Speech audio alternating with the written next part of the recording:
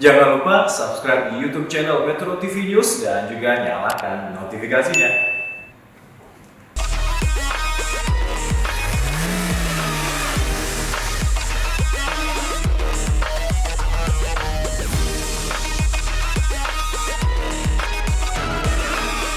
Gaspol sahur, gaspol memang.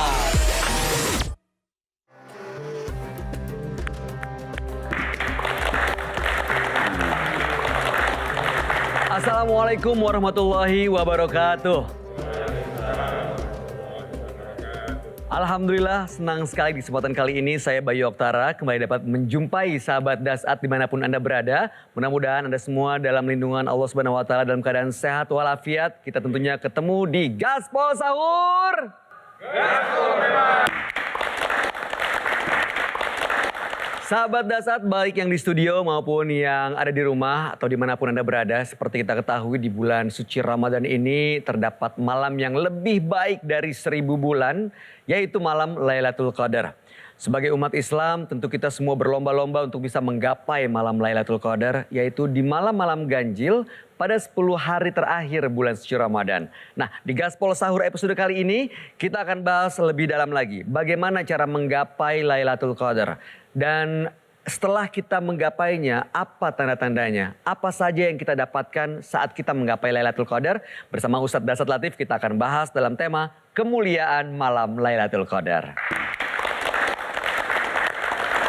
Nah alhamdulillah saat ini di studio sudah hadir bapak-bapak dari Bea Cukai. Apa kabar Pak? Alhamdulillah sehat ya. Sehat semuanya? Puasa tetap lancar? Waduh, biasanya kalau puasa tapi harus bekerja tantangannya di mana tuh? Ngantuk, lemes gitu ya Pak ya. Tapi mudah-mudahan dengan kita ikutan di Gaspol Sahur, kita menambah motivasi untuk sama-sama gaspol mengejar pahala dan amal ibadah kita. Nah sebelum kita bahas tema hari ini seperti biasa, kita akan melakukan polling terlebih dahulu. Di mana sahabat Dasat yang hadir di studio sudah dibagikan linknya, silakan dikeluarkan gadgetnya untuk memilih di antara 3 pilihan. Pertanyaannya, di antara makna malam Lailatul Qadar berikut, manakah yang sahabat Dasat ketahui? Apakah A, malam yang lebih baik dari 1000 bulan? Atau B, malam turunnya malaikat? Atau C, malam yang penuh dengan kesejahteraan? A, B, atau C? Baik, terima kasih. Sudah masuk jawabannya, silakan disimpan kembali gadgetnya. Dan biar semangat boleh kita berikan tepuk. Untuk membahas tema kita lebih dalam langsung saja kalau begitu kita undang bergabung bersama kita semua. Mari kita sambut Ustadz Dasat Latif. Assalamualaikum. Dasat gimana Ustadz kabarnya Ustadz? Sehat, alhamdulillah Mas Bayu bagaimana kabar? Insya Allah tetap semangat luar biasa. Walaupun kadang-kadang kalau udah kesini-sini tuh udah lumayan ada rasanya puasa Pak Ustadz. Ya makin akhir Ramadan setan makin kerja. Oh makin kenceng godaan ya Pak Ustadz? Ya dan mayoritas kita kena godaannya. Aduh. Mana buktinya? Angka yang pasti. Awal Ramadan masjid di mana-mana penuh. Oh bener. Sampai keluar. 2 malam 10 malam terakhir. Mulai sepi. Sepi. Yang tinggal usia-usia sakaratil maut. Yang sudah tua-tua. Ya. Anak muda sudah pada sibuk di mall. Anak-anak muda sudah pada sibuk persiapan baju barunya.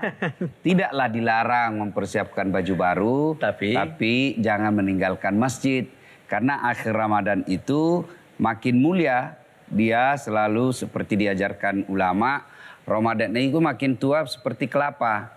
Maksudnya tua itu makin lama, makin banyak santannya. Manfaatnya banyak. Ramadan itu makin akhir, makin banyak nilai-nilai keutamaannya. Salah satu dari akhir Ramadan yang kita kejar-kejar, yang Nabi nanti dan para sahabat, yaitu 10 malam terakhir ada kita kenal dengan Lailatul Qadar. Nah itu dia Pak Ustadz, persis yang akan kita bahas di kesempatan kali ini.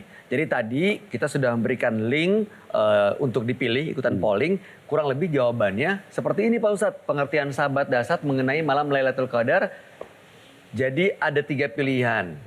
Ternyata yang paling banyak dipilih adalah malam yang lebih baik dari 1000 bulan, 75%. Ada juga yang milih malam turunnya para malaikat dan juga malam yang penuh kesejahteraan. Saya mau bertanya yang pilih A yang mana nih salah satu Pak Ustadz sebelum kita tanggapannya. Iya, jadi malam Lailatul Qadar itu adalah malam yang penting dan penuh kemuliaan yang terjadi di bulan Ramadan. Jadi kalau kita melaksanakan ibadah di malam Lailatul Qadar itu sama saja kita melaksanakan ibadah itu di 1000 bulan itu. Selama 1000 bulan maksudnya? Selama 1000 bulan. Masya Allah. Dengan Bapak siapa namanya? Pak Hatta, Pak. Pak Hatta? Ya. Baik, terima kasih. Boleh berikan tepuk tangan untuk Pak Hatta. Pernah melakukan ibadah selama 1000 bulan, Pak? Belum, Pak. 1 jam aja kayaknya lumayan. Iya. Baik. Siap. Ya, Ustadz Dasat, terima mohon tanggapan. kasih. Jadi pilihan yang ada di depan kita ini, makna malam Lailatul Qadar, semua betul. Ya, malam yang lebih mulia dari 1000 bulan, betul. Ya. Malam yang penuh kesejahteraan atau kedamaian, betul. Malam turunnya para malaikat, seluruh malaikat pada malam itu turun. Itu dalam surah itu inna anzalnahu fi lailatul qadar dan seterusnya. Ya. Itu dijelaskan ya semua ini. Ketiga-tiga ini. Nah, kalau yang 1000 malam turunnya para malaikat, seluruh malaikat yang pernah Allah ciptakan itu turun membawa panji-panji kemuliaan. Ya ibaratnya seluruh RT keluar menuju lapangan RT dan yang keluar itu membawa Bendera, obor. atau panji-panji kemuliaan. Mereka akan mencari hamba-hamba Allah yang melakukan kebaikan pada malam itu. Nah, maka merugi orang yang hidup, diberi umur panjang, diberi kesehatan, lalu tidak menantikan Lailatul Qadar ini. Ada yang menantikan tapi tidak maksimal kebaikan-kebaikan dilakukan. Ada yang melakukannya tapi barangkali tidak ikhlas karena hanya untuk ikut-ikut. Di kompleks semua pada iktikaf, dia juga ikut. Dan ciri-ciri mereka yang tidak ikhlas itu update status. Oh, maksudnya gimana Pak Ustadz? OTW iktikaf. Sudah sampai di masjid, alhamdulillah persiapan. Padahal sampai di masjid dia hamparkan tikarnya. Terus? Dia simpan bantal gulingnya. Lalu? Dia kepalanya disimpan di bantal, gulingnya dipeluk, bangun sudah azan subuh. Iya. Jadi ini hanya pindah tempat tidur. Itu gak masuk itikaf ya Pak Ustadz? Ya tidak masuk itikaf lah ya kan. Nah ini hal-hal Lailatul Qadar ini Mas Bayu memang ada selisih di antara para ulama. Ya. Ada yang memaknai Lailatul Qadar itu Laila, malam qadar kemuliaan, malam penentuan. Ada juga yang memaknai sebagian kecil bahwa tidak mesti Lailatul Qadar itu berupa fisik. Oh, ya, seperti tanda-tandanya bahwa pada malam itu turun seluruh malaikat. Pada malam itu tidak ada gonggongan anjing. Pada malam itu sepi, senyap, tenang ya. Nah, ada juga yang memaknai, ulama yang memaknai bahwa tanda-tanda orang dapat Lailatul Qadar itu adalah mereka yang menjadi lebih baik. Oh, Ya, jadi bukan kalau secara sebelum fisik. Ramadan dia merokok. Misalnya. Ya, setuju semua ulama bahwa rokok itu merusak. Soal ada hukumnya haram atau makruh itu yang diperselisihkan. Tapi semua sepakat rokok itu merusak, ada mudarat di dalamnya. Tapi yang diperselisihkan ada yang mengatakan haram, ada yang mengatakan makruh. Nah, saya berpendapat pada haram. Karena tidak ada pun celah yang saya lihat ada kebaikan di dalamnya kecuali sugesti saja. Bahwa kalau dia merokok hilang ngantuknya. Nah, setelah Ramadan dia berdoa. Setelah dia baca artikel, woi rokok ini betul-betul merusak. Akhirnya dia berdoa, ya Allah sembuhkan saya dari rokok ini, bantu saya sudah berhenti. Begitu keluar Ramadan, dia berhenti merokok, yakin. Dia dapat Lailatul Qadar. Oh. Ya. Sebelum Ramadan dia masih pamer auratnya.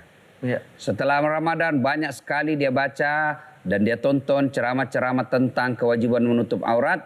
Alhamdulillah setelah Ramadan dia tutup auratnya. Bisa dibilang mendapatkan. Dia mendapat Lailatul Qadar. Sebelum Ramadan sholatnya masih putus-putus. Setelah Ramadan alhamdulillah dia telaten jaga. Itu dia dapat Lailatul Qadar. Laila malam penentuan. Penentuannya apa? Dia tentukan dirinya akan menjadi lebih baik lagi. Baik, kita akan lanjutkan sesaat lagi mengenai cara menggapai Lailatul Qadar tadi.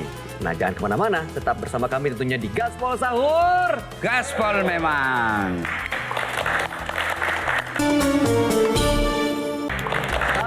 Dimanapun Anda berada, mudah-mudahan Anda masih semangat bersama kita semua. Sama-sama kita maksimalkan ibadah, insya Allah agar kita sama-sama mendapatkan malam Lailatul Qadar. Tentunya kita perbanyak amal ibadah kita di Gaspol Sahur. Gaspol memang.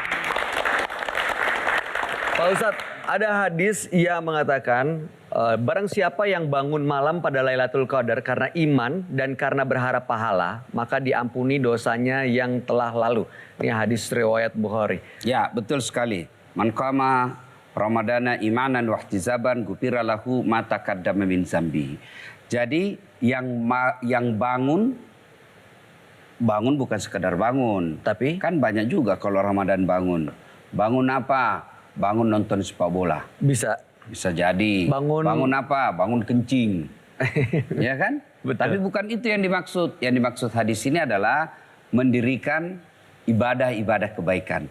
Yang kita kenal salah satu di antaranya. Kan banyak tuh kebaikan yang bisa dilakukan. Satu di antaranya yaitu sholat lail. Sholat malam. Sholat lail, sholat malam. Sholat malam itu kan macam-macam. Kita mulai dari, yang penting sholat di malam hari. Tarawih di antaranya sholat lail. Tapi yang khusus ini ya, dia bangun. Namanya kalau tarawih kan rata-rata kita belum tidur. Ya, Ya. betul. Tapi yang dimaksud bangun lailan, malam bangun menunaikan sholat malam ini berarti dia sudah tidur. Maka ditafsirkan itu adalah malam-malam yang dilakukan di jam pukul 1, pukul 2, pukul 3 dini hari sampai menjelang sahur. Nah karena ini sholat maka bisa dilakukan. Mas Bayu baru bangun, maka wudhu. Maka pertama yang kita lakukan boleh wudhu dulu. Sudah itu mungkin sholat hajat.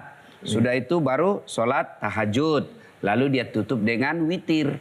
Nah kalau dilakukan sholat-sholat malam ini seperti janji Rasulullah yang diuraikan tadi oleh Bukhari, diampuni dosanya. Masya Allah. Diampuni dosanya. Itulah sebabnya malam-malam Ramadan ya digunakanlah untuk mendirikan sholat sebanyak-banyaknya dengan harapan. Mudah-mudahan sholat yang kita lakukan itu betul kita mendapat ampunan dari Allah Subhanahu Wa Taala. Amin. Karena tidak ada manusia yang tidak ada dosanya.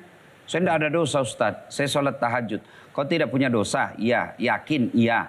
Anggaplah betul-betul dia tidak punya dosa, maka sholatnya itu bonus. Memperbanyak timbangan-timbangan pahalanya.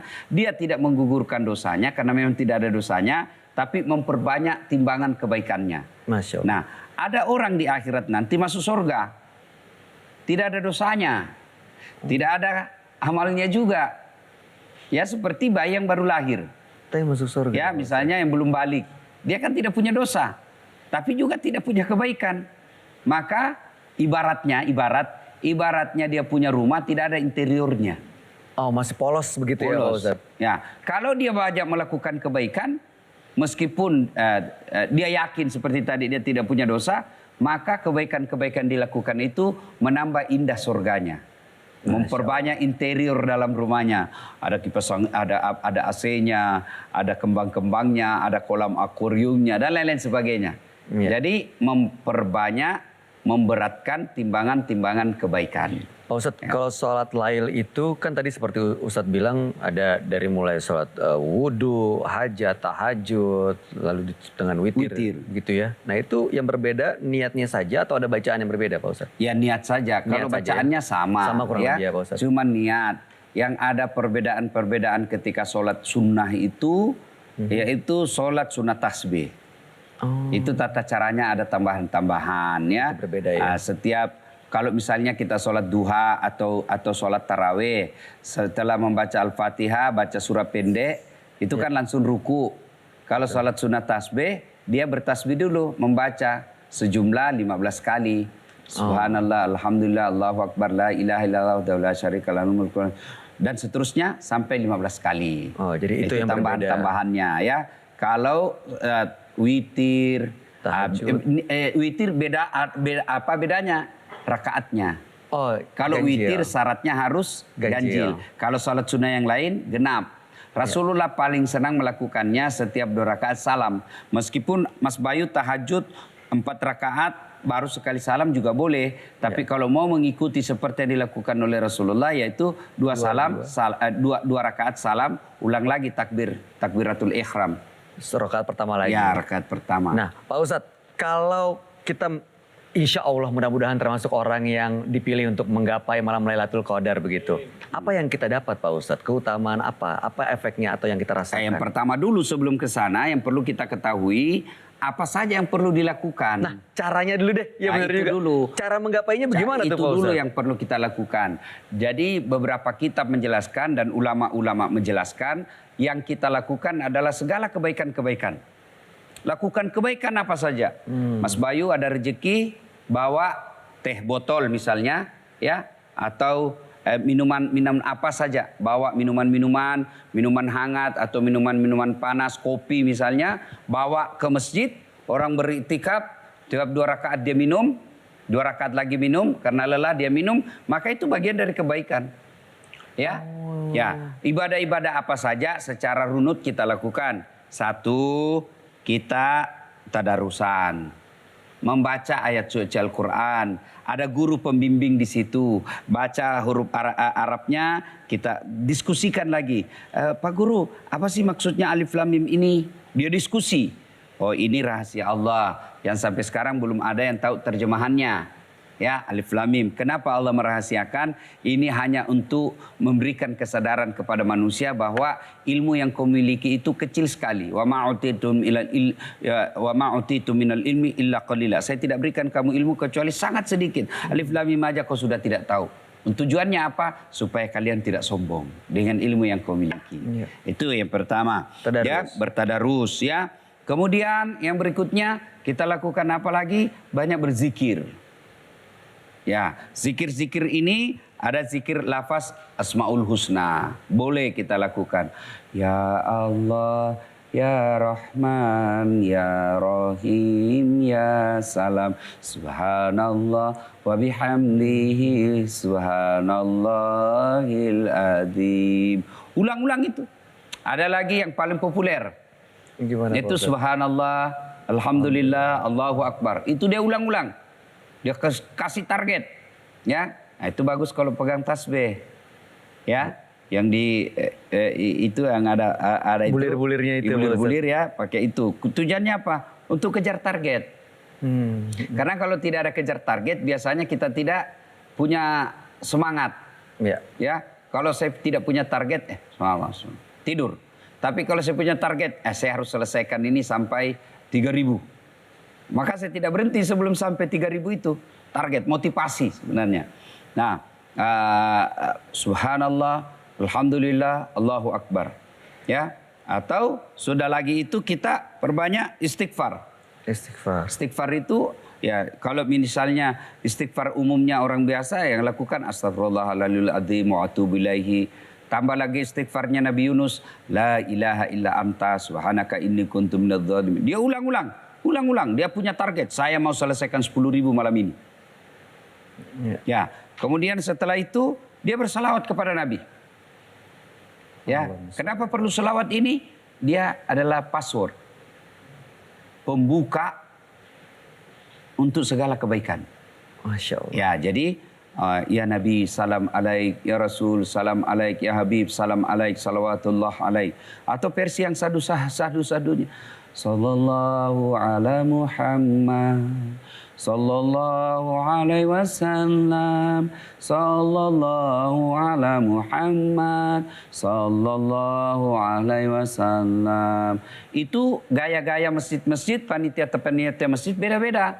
Ya. Kalau yang paling populer itu dia lakukan berjamaah, misalnya Masjid Agung Sunda Kelapa. Ya. Itu malah punya monitor tuh besar di depan.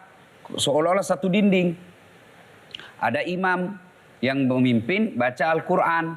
Misalnya surah-surah tertentu dia baca, jamaah yang hadir di dalam itu ikut. Tidak perlu dia buka Qurannya. Tapi dia, apa pentingnya ini? Bid'ah ini Ustaz, tidak ada pada zaman Nabi. Betul, tidak ada pada zaman Nabi. Tapi jangan juga aku terlalu cepat menyesatkan kita. Bid'ah, tidak pada zaman Nabi. Sesat. Sudah kalau begitu, tidak usah juga kau pakai mic. Karena tidak ada pada zaman Nabi, pada zaman Nabi ya. Nah, Kenapa dilakukan ini? Karena ada di antara kita jamaah yang tidak tahu ngaji. Maka karena ada, mungkin dia tahu tapi masih keliru-keliru. Tapi karena ada imam yang mimpin, maka dia ikut, lebih gampang, lebih termotivasi. Ya, dia lakukan berjamaah. Ada juga kemudian dia membaca Asmaul Husna secara berjamaah, salawat kepada Nabi secara berjamaah. Tidak apa-apa, itu untuk mengangkitkan gira supaya tidak ngantuk. Tapi kalau ada juga versi lain di dalam masjid masing-masing, supaya apa? Dia merasa lebih khusyuk. Anda usah saling mencela. Kalau kamu merasa lebih khusyuk berjamaah, datang ke Masjid Sunda Kelapa. Kalau merasa yang lebih khusyuk sendiri, cari masjid yang tidak ada pelaksanaannya secara berjamaah. Boleh-boleh aja. Boleh-boleh aja. Sahabat Dasat, kita akan jeda dulu sejenak. Namun setelah ini kita akan dengarkan pertanyaan dari sahabat Dasat yang hadir di studio. Untuk itu jangan kemana-mana. Tetap bersama kami di Gaspol Sahur. Gaspol memang.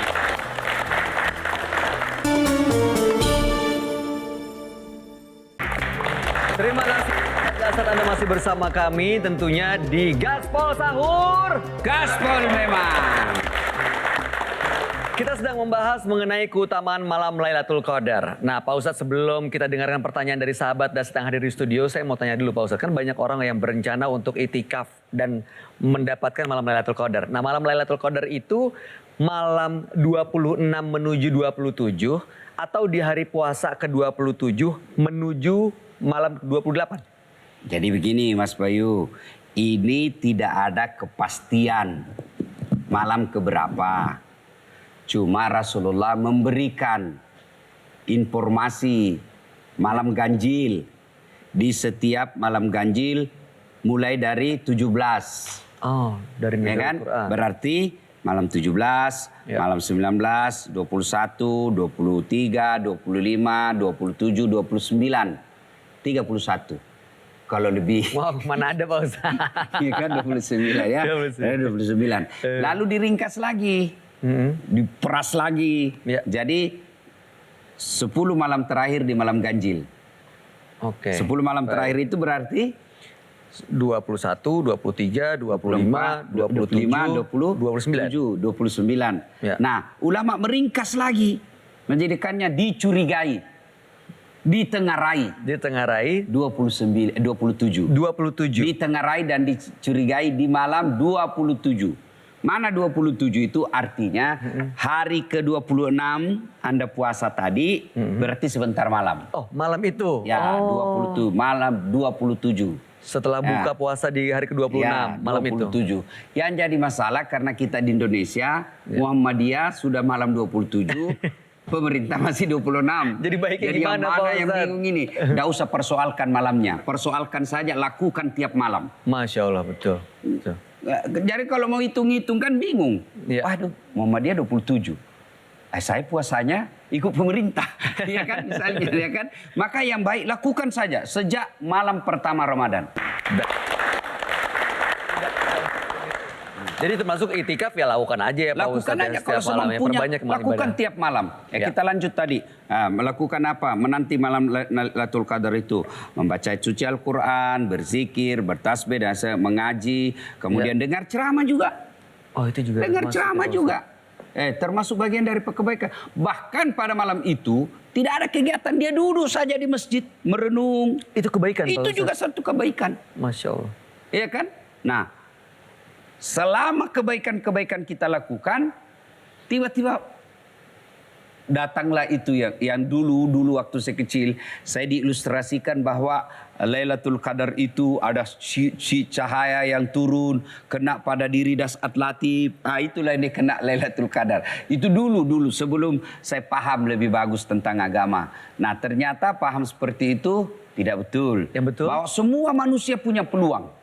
Dulu saya satu aja kena satu malam. Enggak, semua kita punya peluang. Siapa saja melakukan kebaikan di malam itu. Bahkan dia melakukan pos ronda sekalipun dia menjaga ketertiban umum, bapak-bapak polisi yang mengejar-ngejar itu perampok pada malam hari itu, atau yang menertibkan jalan raya dari knalpotnya anak-anak ini supaya tidak mengganggu warga di komplek. Itu bagian daripada kebaikan.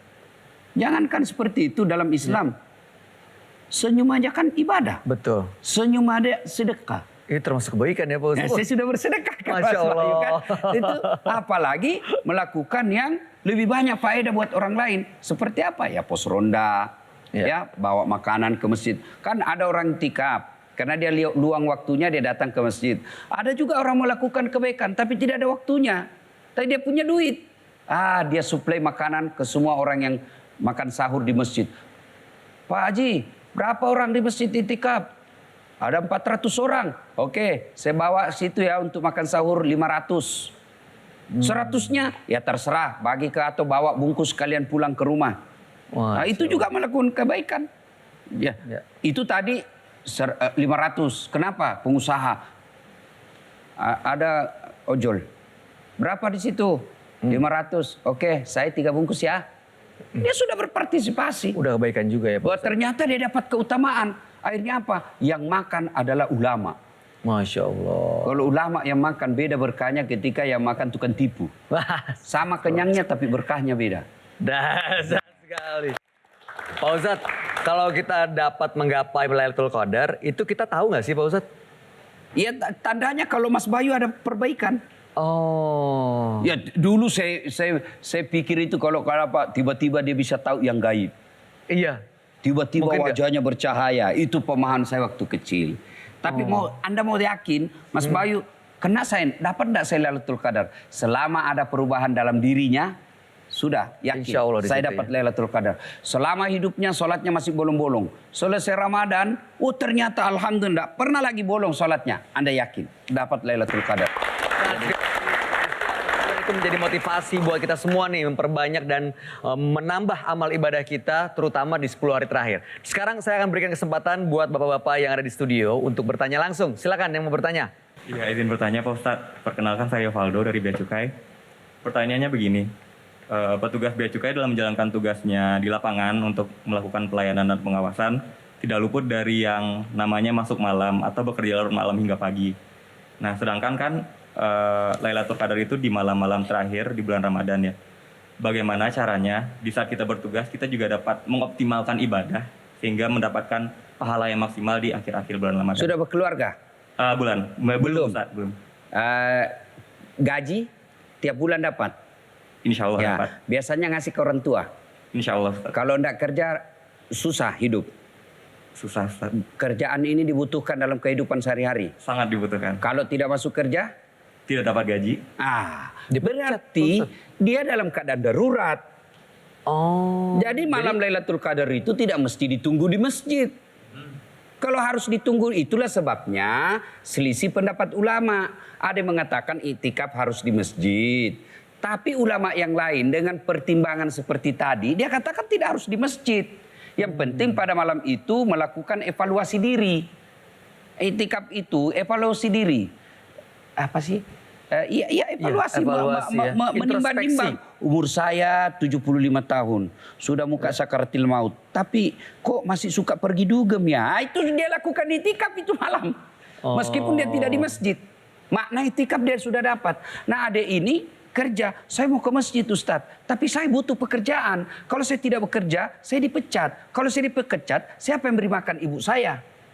Maka tidak perlu tahajud di situ, di kantor. Karena kita harus lewat di lalu barang. Masa Anda sholat tahajud? Allahu Akbar. Ada di sini. Tunggu dulu. Tuhan, tunggu dulu ya. Tidak. Apa yang Anda lakukan? Zikir. Sambil duduk mengawasi komputer. Subhanallah, subhanallah, subhanallah. Allahu Akbar, Allahu Akbar. Jalan zikir. Boleh. Tapi ada ibadah tertentu yang tidak bisa lakukan. Karena dia lagi tugas. Apa itu? Tidak bisa dia sholat tahajud. Karena dia lagi tugas nih, harus monitoring mata sini, dia terus itu. Betul. Iya kan? Betul. Tapi karena dia mau sekali tahajud, maka pahalanya diganti dengan apa? Menjaga kemaslahatan lalu larang barang. Bayangkan kalau dia tidak tugas, karena dia sholat tahajud, Allahu Akbar. Lalu lewat narkoba. Waduh. Lewat narkoba. Maka mudaratnya jauh lebih besar. Dia dosa, kenapa? Dikaji oleh negara, dikasih tanggung jawab. Kenapa lewat narkoba? Lalu narkoba lewat misalnya 10 kilo. 10 kilo ini berapa anak bangsa yang rusak? Maka dia menjaga kemaslahatan anak bangsa dari pengedar narkoba. Maka sholat tahajudnya diganti dengan monitoring di laptopnya atau di komputernya agar manusia tidak tertular narkoba. Mulia juga pekerjaannya. Jadi sebenarnya bisa menyesuaikan kondisi juga dan Ya. juga bisa menyesuaikan bentuk ibadah-ibadah yang lain ya Pak Ustadz. Anggaplah dia satpam, security. Nah, iya. Dia sambil pegang tasbih. La ilaha illallah, la ilaha illallah. Sambil jalan. La ilaha illallah, la ilaha illallah. Tiba-tiba ada cewek cantik lewat. Subhanallah. Allah itu ditemui tidak mesti seperti antara satu dengan yang lain. Memang yang idealnya seperti lakukan Nabi. Tapi pada kondisi tertentu kita tidak bisa melakukan itu, maka kita ganti dengan ibadah yang lain. Yang penting melakukan kebaikan. Dasar. Mudah-mudahan terjawab pertanyaannya ya Mas ya. Terima kasih. Terima kasih Mas Faldo. Nah sahabat Dasat, jangan kemana-mana karena sesaat lagi kita akan kembali dan kita akan dengarkan pertanyaan dari sahabat Dasat yang ada di studio. Untuk itu tetap bersama kami di Gaspol Sahur. Gaspol memang.